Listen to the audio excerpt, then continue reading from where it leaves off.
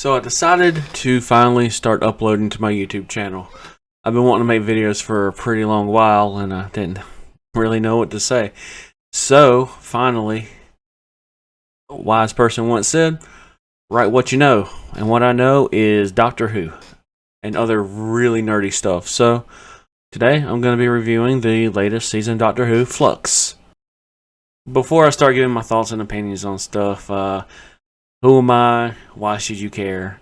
Well, let me tell you a little story. A long time ago, feels like now, a teenage boy moved away from his mom's house to go to his dad's house to get away from a toxic environment. And fast forward a few months, he's there. Things are looking better. Finally, like an only child now. Got his own room, got his own TV, and wasn't being bullied at school. It was great, but sadly, didn't have any friends. In his room all the time, doing nothing because new kid. But then one day I was flipping through the channels and I saw this cute blonde girl running away from some cheap mannequins. It was laughable, the CG, it was not good, but the suspense was way too much for me to look away. Finally, the mannequins get her cornered, and at the last second, someone grabs her hand and just says, "Run." It was this buzz-haired cut dude in a leather jacket, and like at that point, I knew that I was hooked. I watched the whole marathon, and I've never looked back. And you might be asking yourself or asking me, was it really that important of a show? It was a stupid show. And yes, it still is a stupid show, but it means a lot to me. I saw the rise and fall of the 9th Doctor, and I saw him regenerate into the 10th Doctor, which at the time I had no idea what was going on. And I'm like, well, this guy can't be cool as the other guy, but immediately he was. And then I saw David Tennant, who I fell in love with, unironically, regenerate into Matt Smith, the 11th Doctor. I'm like, there's no way. And immediately again, like, absolutely just love Matt Smith and still do. My favorite Doctor right there. Poor Peter Capaldi, the 12th Doctor, had a lot to live up to because I was already a fanboy. But I learned to love Peter Capaldi, who was a proper actor, who was extremely good at what he did, and any downfall he had was because of the writing, not because of his acting. But I didn't really learn to like Jodie. I'm not really... Life took a toll, and I wasn't able to sit by the TV while I was getting my life together. So she fell to the wayside. I heard some bad things, like a lot of bad things about her, but I wanted to make my own opinion. So here we go. This is the whole point of me reviewing these episodes. So obviously, instead of just saying, oh yeah, the last few seasons were trash, and Jodie's trash, and Chibnall's trash, I'm going to remain open-minded. I can't stand when someone is closed-minded. Nothing annoys me more than hanging out with a full-grown adult, going out to eat with them, and them getting chicken tenders instead of giving like actual food a chance. Plus, this show means a lot to me. For the longest time, I grew out my hair to try to look like Matt Smith because we both don't really have eyebrows. So I'm like, I'm going to try to be a fat Matt Smith. And, that was just me for years. Even went to, not Comic-Con, but, a convention and cosplayed as the 9th and the 11th Doctor. So yes, this is going to be a review, but it's also what is probably going to be more of an episode breakdown because I'm going to go scene by scene, not frame by frame. I don't have enough time for that, but I'm going to pick out what caught my attention, whether it's good, whether it's bad, and in the end, I'll give my feelings, my number, whether I liked it or not. So yeah, without further ado. So we're at the opening of Season 13, 13th Doctor, Episode 1, The Halloween Apocalypse. And as soon as it starts, Yaz and the Doctor are hanging upside down with handcuffs on over a vat of boiling acid with drones that are going to shoot them if they try to escape on a planet that's going to be devoured by a red sun in 4 minutes. Now, that's a lot to start off with. That is like sensory overload.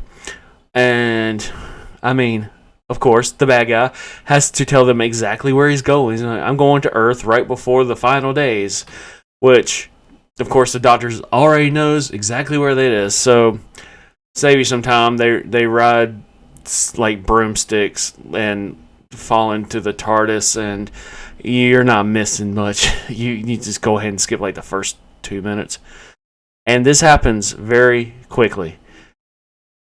A lot of these it's going to be like back to back to back, and not all of them are going to make sense. Speaking of which, this guy makes no sense. I just call him Whole Guy because I didn't catch his name. We're 201 years in the past, and you don't see him the rest of the episode. He just tells the guy that he's stupid, basically. Says, if I were to tell you what these holes are being dug from, you're something. Just skip it. Like, it's not great. So then we go 201 years back into the future, present day, and we meet this guy named Dan, showing people around a museum, and he's very patriotic about where he lives, and turns out he doesn't work at the museum that he's showing people around, and for some reason showing people around is frowned upon, and this girl who he eventually has a crush on, eventually goes on a date with, pretty much kicks him out of the museum. And I don't know why, but this is Dan. He's the new companion. We will find out later how he gets with the doctor. And he's just a good, wholesome guy. Just a nice guy. And that's why I like him, and also why I do not like him. And again, we're going back and forth. A lot's going on. But we go to the doctor, who gets a vision of this guy who he's a prisoner, and his guard calls him codename Swarm. And I'm like, okay, this is an evil looking villain. Okay, he's in prison. He's always been in prison since before time. I think that's a little excessive, but we will learn with this season. Being excessive is sort of how it is.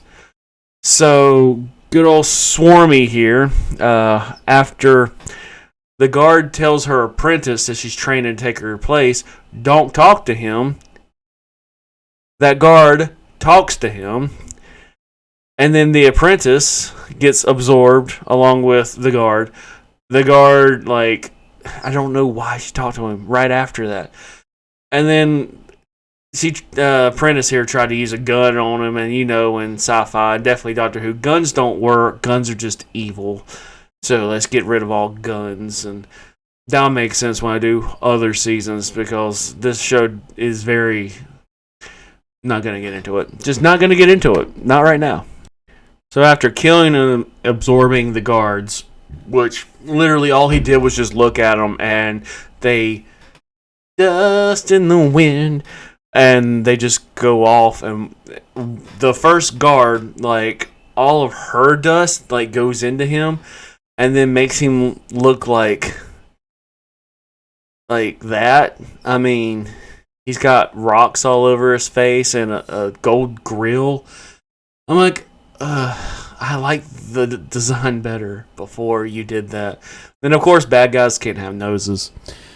So, he goes over, he looks at the camera, so the camera was the doctor's point of view the whole time watching.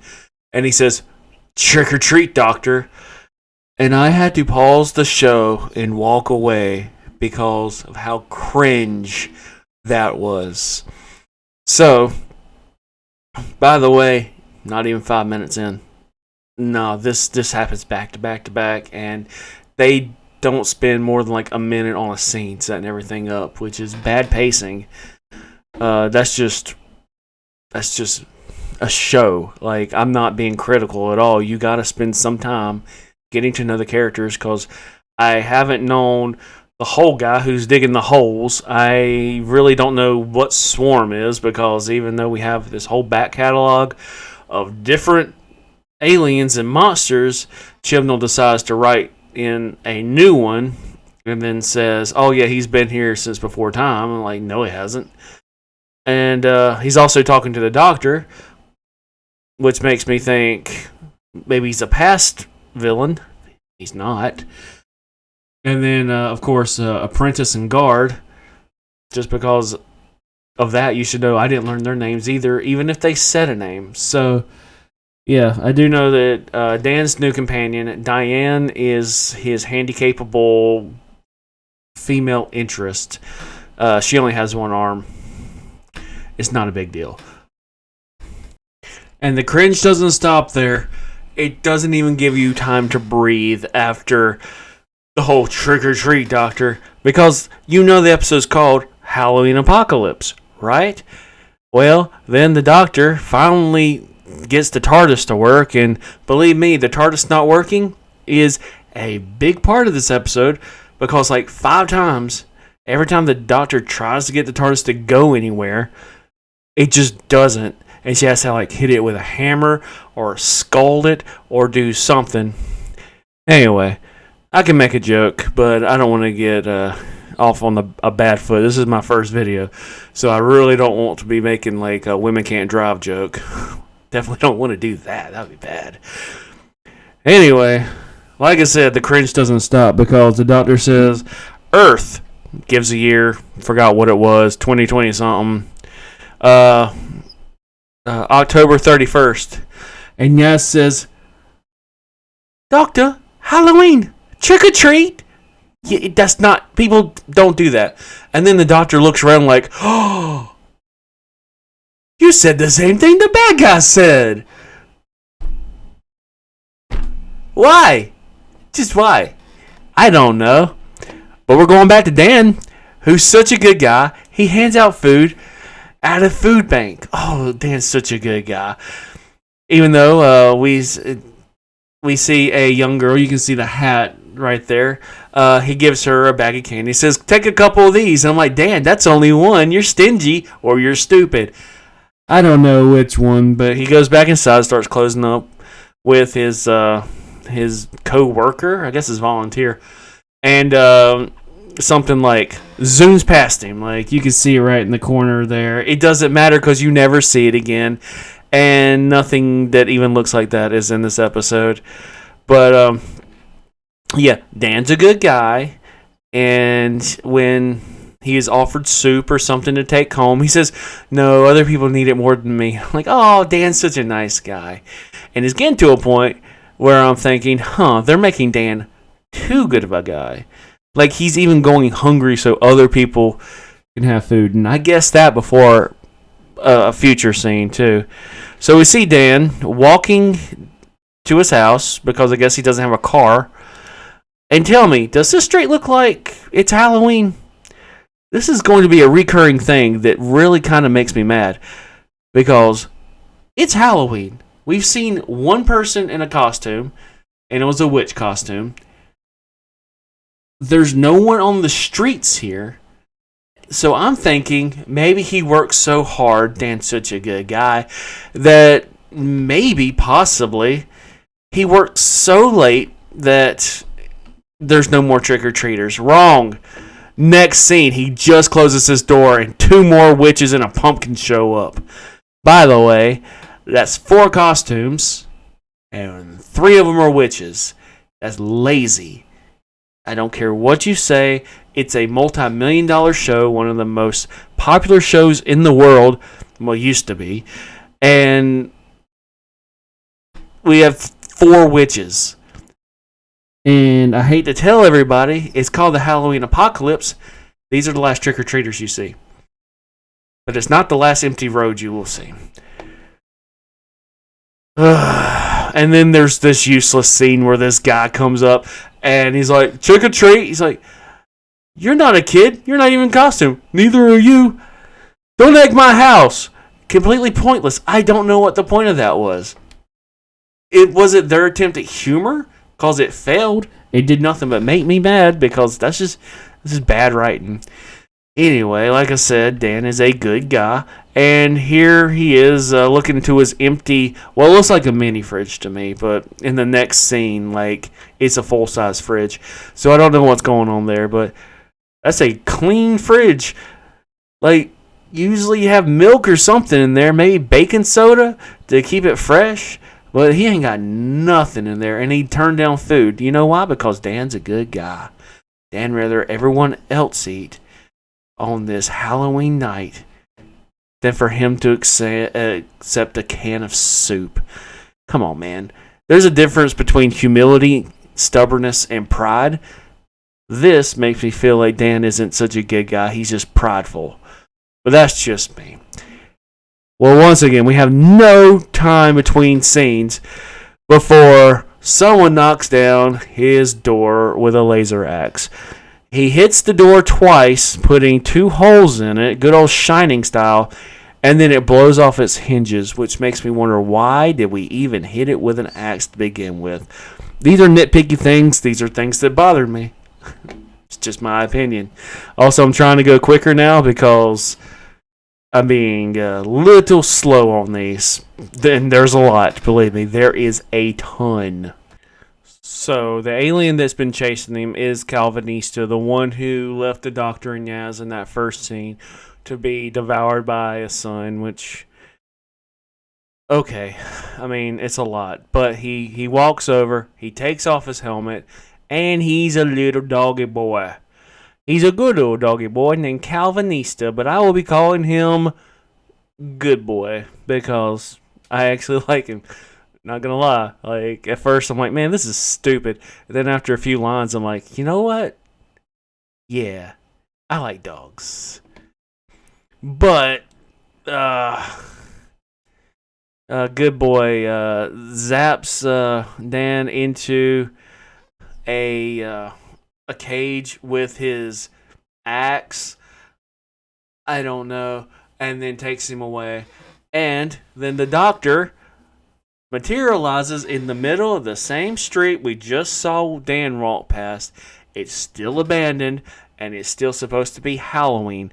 There is no one there, and this is annoying me because it's Halloween. Don't tell me it's Halloween and not at least have some kids running around like doing pranks or like egging a house, or literally just have someone on the street. Like I said, it's a multi-million-dollar show from the BBC, which is I don't want to say federal funded program. Like, do something for me here. I'm trying. I'm really trying here. I can't suspend my disbelief enough when you tell me that it is Halloween and there are no kids. Okay, I think I've ranted about that enough.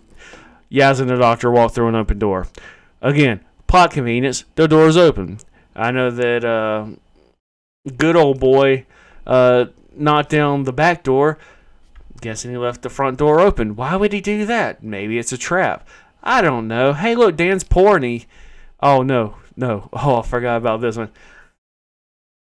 Where Dan got taken, there is this blue rectangle, square, and the doctor hits it with her sonic, which apparently does nothing, because then she goes and just puts it in her mouth.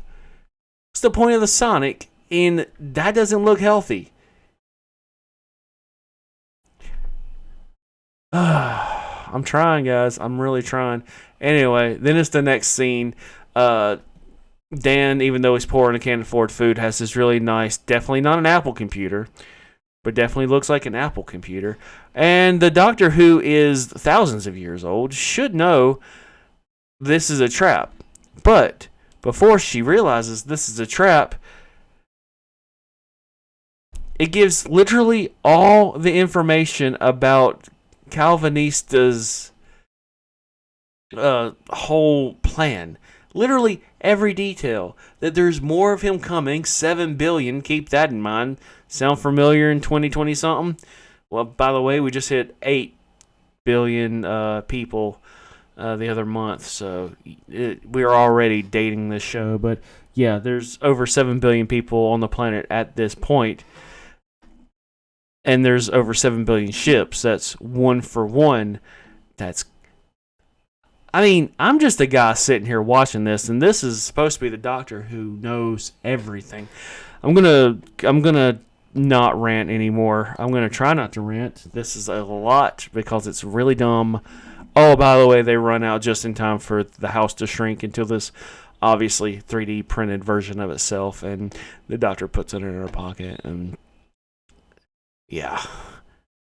By the way, I think I'm only like 15 minutes into this, and it is a lot. Oh, by the way, now we're going to the Arctic Circle because we got to meet more people, because we haven't introduced enough people where we haven't even learned their names yet. But all I can tell you about this is because I didn't catch any names, and for some reason, girl boss who hits an alarm with a hammer that's in her garage for some reason tells her husband that he puts the keys in the refrigerator, which, again, I guess that was their way of a joke that just did not land. Because we don't care about these people. We don't know these people, so why should we care about them? Anyway, we don't know them, and honestly, after watching it, I still don't know them. I don't get it. But girl boss hits alarm with hammer, thinking maybe that was important, but I guess not for her. Dan's in a cage, like he's a dog. Get it? It's funny. Ha ha ha. It's electrical. He even though, and this is another thing that annoys me.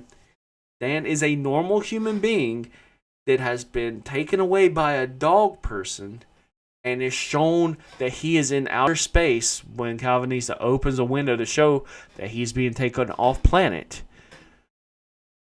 And Dan doesn't act like anything just happened.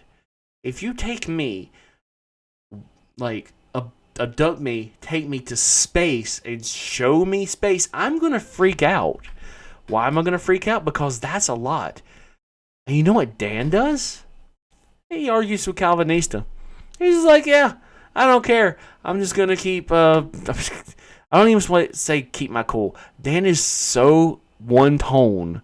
And though I liked him to begin with, it has been that same tone. He has showed absolutely no character progression. He's shown no emotion. And honestly, it's hard to care about him because he's just getting annoying. So now we have another character. Yaz and the doctor were having a couples quarrel, which not even necessary. And then this chick runs up and says, "Doctor," like she knows her. And the doctor is such... No cuss words, no cuss words, no cuss words. She was very rude to her. And I'm like, "Doctor, you have seen people in the future before you saw them in the past before. This is nothing new." She's like, "Hold on, we got something important going on. Do you not think that someone you never met before who acts like she knows you isn't important? You're a time traveler, for God's sakes. Seriously." Anyway, before they get back in the TARDIS, Yaz looks at her like she's crazy because Yaz is another character I just do not like at all. Before they get back in there, of course, the I like this screenshot. The doctor's sonic screwdriver, what I like to call the phallic screwdriver, which, well, when you see it, you'll know. It goes off telling her that the fleet is incoming. I'm like, I didn't know the thing had that app. I've never seen the sonic screwdriver just light up on its own, and I've been watching this show for a while. That's okay, whatever. They get back in, and Yaz is doing a coupley thing where she's like, "Why won't you let me in, doctor?" And the doctor's like, "Have I not shown you a good time?" And it is painful, and I hate it. Why? Because it's pointless. Yaz is trying to make this a relationship that it's not. And the doctor is either clueless or just because of the past, and I would give them a lot of credit if it was actually going back in the past and knowing the doctor has been hurt by Rose and River Song in the relationships and like loving them so deeply and still losing them in the end. Like, I would give it credit for doing that, but I know it's not. I know they're just showing like the doctor's just clueless or like busy with other stuff.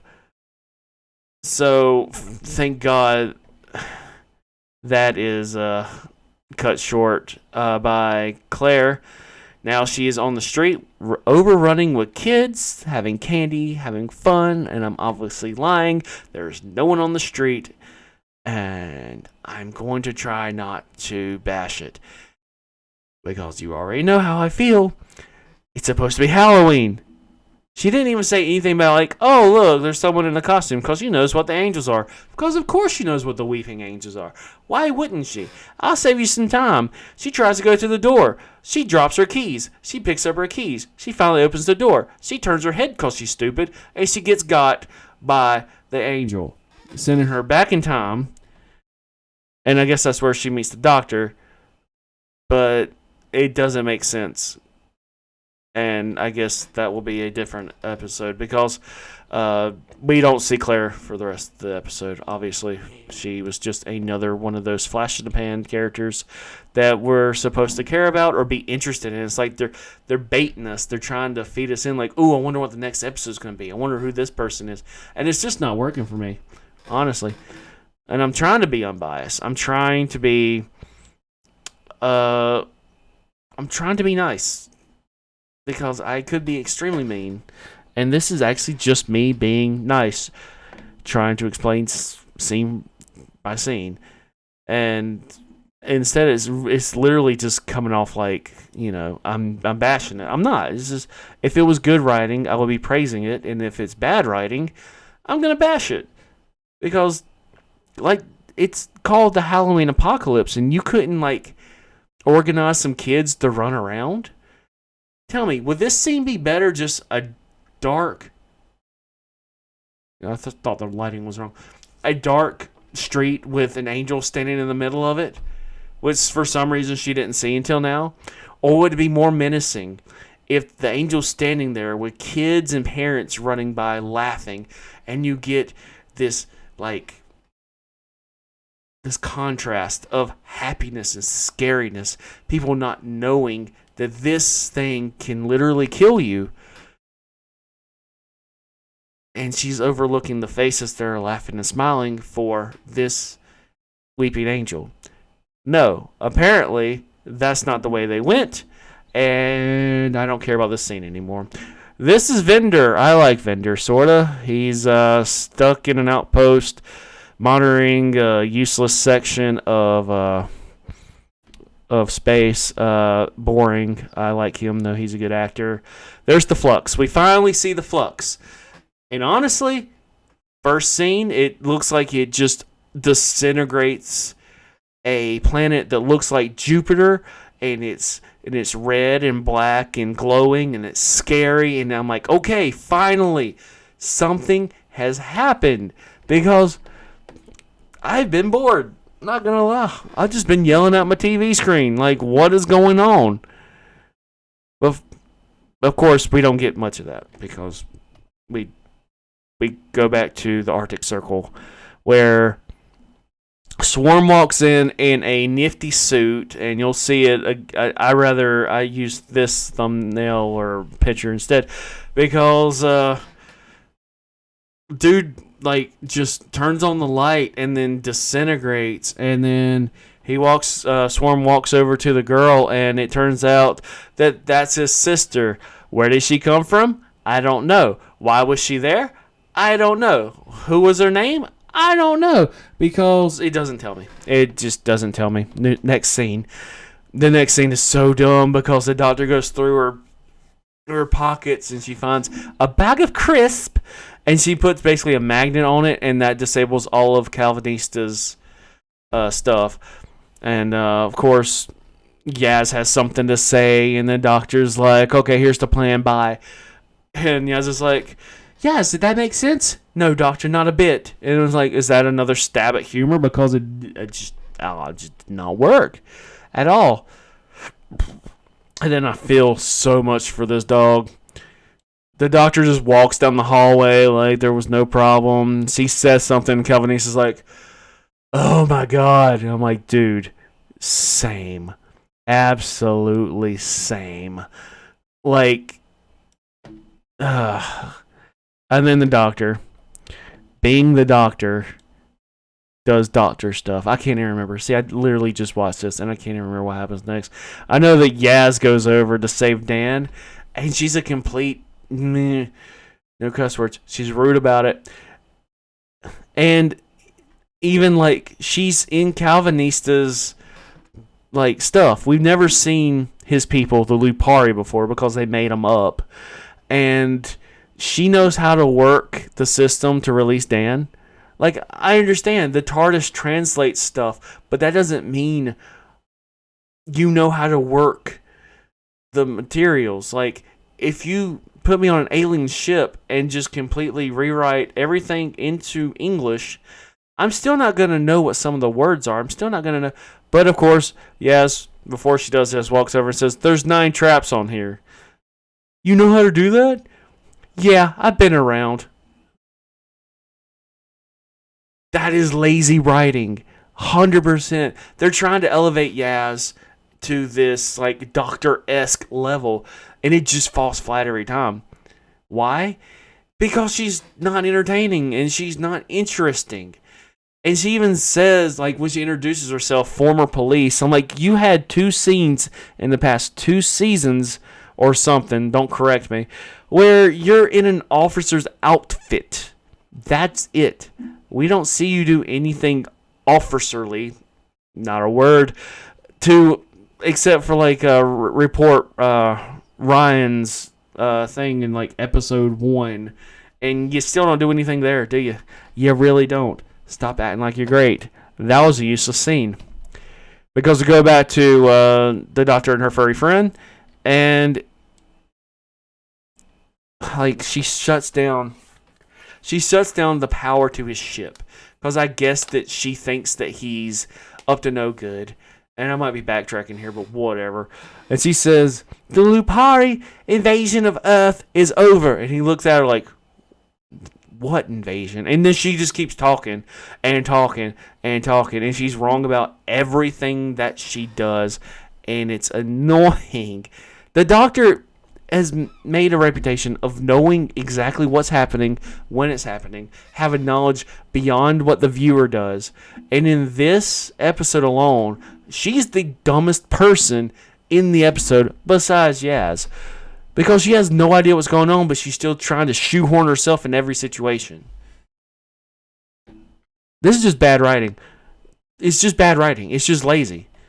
100%. We go back to Vendor, and the Flux is coming at him, and it's big and it's scary, and he gets away. I'm just going to save some time. That's all that happens there. So, we find out that Calvinista and his people's, their whole plan is 1 for 1, take the people of Earth off of Earth, because they can save them, and every Lupari is like matched up with a person. And I'm like, okay, I can dig it. The Doctor said, "But what did the people have to say about this?" And Calvinista, obviously just annoyed, says, "We're saving their lives. I don't care what they have to say about it." And right then, Dan walks in and says, "We don't want your help." Shut up, Dan. Shut up. There's a big universe-ending cataclysm coming. You have no idea about it. Shut up and let the good boy take you off planet, because they have plot armor. I'm going to call it plot armor because they don't tell us what's on the ships, but they are resistant to the flux, because of course they are. It's plot armor. I don't care what they call it. It is plot armor. And the weapons just randomly come back up. Calvinista pulls up his axe and starts shooting at him and says, "Give me back my human!" And there's actually a little scene that I actually like, where the Doctor and Dan meet in the hallway running away from lasers. And says, "This is Dan. Nice to meet you, Dan. Run for your life," which is a throwback to the Ninth Doctor, Chris Eccleston, when he kind of like waves a bomb at Rose and says, "Nice to meet you, Rose Tyler. Run for your life." And I like that. I liked that. I told you I'd tell you if I liked something, didn't I? Well, of course, Dan comes into the TARDIS, which is bigger on the inside, and he's like, "Oh, I've seen bigger." Shut up, Dan. Oh, that's not it. The Doctor hands Dan back his house. He's like, "How am I supposed to live in this?" And underreacting to the situation. This is your house, dude. You still got to pay a mortgage. And the doctor says, "You're about to not have a universe." Overreacting, doctor. You just met this dude. You're really mad that his house is shrunk? Or you're mad that he's not mad that his house shrunk? Like, calm down, Jody. It's not a big deal. Whew. Breathe. Anyway, I actually did some research for this scene because, we're getting close to the end. Thank God this might be a 30-minute video, but still. 30 trillion light years away. That number didn't sound right to me, so I Googled it. The universe, the known universe, is 94 billion with a B light years wide. I am all for science fiction exaggerating things, but unless you're going around the universe over and over and over again to get to 1.30 trillion is a stupid number. And that might be just the big brain in me. That might just be my wrinkly brain. But 94 billion that I learned literally because of a Google search. Oops. My phone heard me. Like, these writers for the BBC are just, they're lazy. They have gotten so lazy. And it's to a point where it annoys me, obviously. Like, I was going into this nice and, let me see if I can polish a turd a little bit. Let's see if I can make it sound good. And like, Jodie Whittaker's doing her best. No, this is a failure on all parts. Hey, guess what? Suntarans! And actually, I have something nice to say. This is a throwback to, like, the first Suntarans, which is fine. Cool. It's a little bit nastier. And I like the newer version better, like a lot better. But as a monster, they look good here. But by the way, I call these the Potato Men because they look like potatoes in suits. And they say, the Flux is coming and get ready for war. Ha ha ha ha. Because they like war. But they know about the Flux. Calvinista knew about the Flux, which I went over, like, not even because I was... Anyway, Calvinista knows about the Flux. That's why his ships are flux proof. So everybody knows about it except the Doctor, which is not a Doctor thing. It is not a Doctor trait.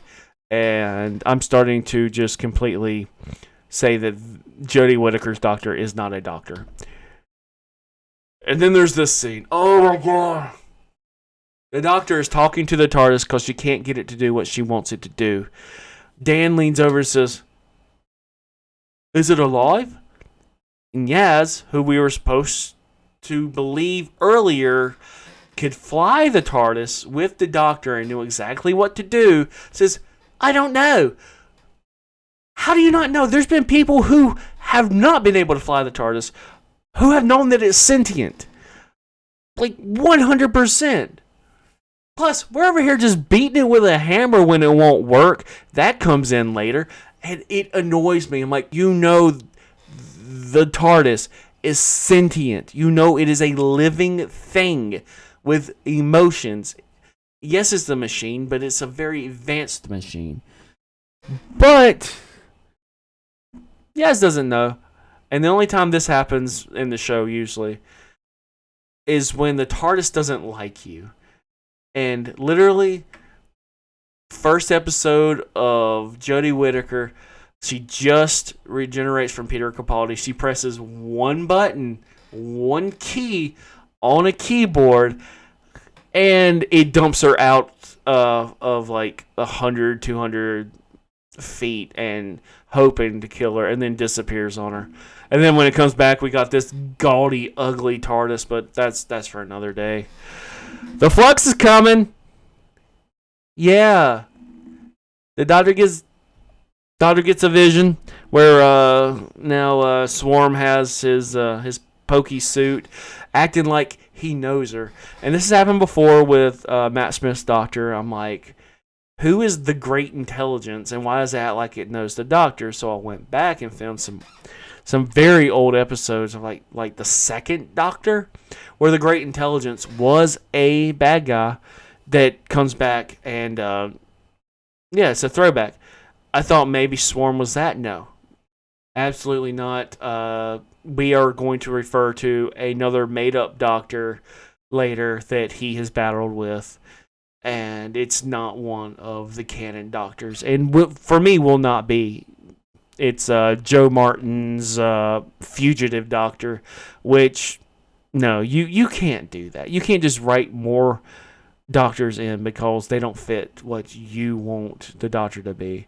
And I'm going to get more into that in season 12 if I don't get completely obliterated online because of this. But if you can see that, there's the TARDIS up there. The Flux switches course very quickly. It was like a slow-moving cloud devouring whatever got in front of it, but now it's acting more like a sentient being that's going after the Doctor. And you know what this smart doctor does? She's like, I'm setting a course to Earth. That's terrifying.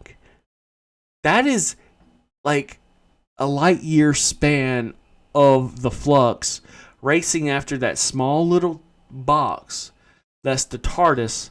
And the Doctor's like, yeah, I'm going to go to Earth. That is dumb. Lead it away from Earth.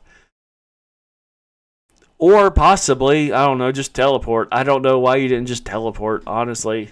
Stupid. Oh, yeah, Diane's back. She's on a street waiting for Dan for a date, and she gets pulled into this house, and it's an empty street, and it's terrifying, and I don't care. And then the Doctor, halfway, thank God we're almost done. The Doctor sends a formation for the Lupari ships to shield the Earth. When Calvinista said earlier that the ships can be segmented together to form a shield, you think that the dog couldn't have this idea? You don't think like, oh yeah, now the Flux is coming because it's chasing the Doctor, that we maybe should shield the Earth. But no, the Doctor had to say it, and Calvinista's like, oh, you're brilliant. No, she's not. It's stupid. It's lazy writing, and the Doctor has to be the one that comes up with the right situation. And then on the left here, we got the Earth being covered by the 7 billion plus ships of the Lupari, the doggy people, which I'm really hoping are all like different species of dogs. I like the Lupari. I'd like to see them come back, but we won't because of something later in a different episode, and it still makes me mad. But that line is what's called vortex energy. The Doctor smashes the board on the TARDIS and shoots a beam of vortex energy. And I think it's funny because, like, they're like, oh, I can't get in there. We'll be safe inside the TARDIS, and the door's open. Like, the TARDIS like, nah, fam, get out. I don't like you. But of course, the vortex energy does not work. The Flux is still coming. And in the last line, the Doctor says, the end of the world. No. End of the universe. I've always wondered what that would feel like. Those are terrible last words, Doctor. By the way, there's a way to get out of this, and you just didn't notice it. But before this shot, there was a montage of all the people that we met, and we don't know half of them because we barely even like learned half their names. And thank God, that is the last scene of this episode. And I'm just like, dude, I heard all the bad things, and I'm like, I'm gonna make my own opinion, and I still am. I got 5 episodes to go. This did a whole Game of Thrones thing where, like, it should have been longer, but it was not. And they blamed it on COVID. I think it could be blamed on the lack of interest. People just did not care about the 13th Doctor because she came in and all the writing was very political, environmental, and stuff that you're trying to get away from. We watch these things as an escape to get away from real life. And when you bring real life into it, real life politics and agendas, we just don't care anymore.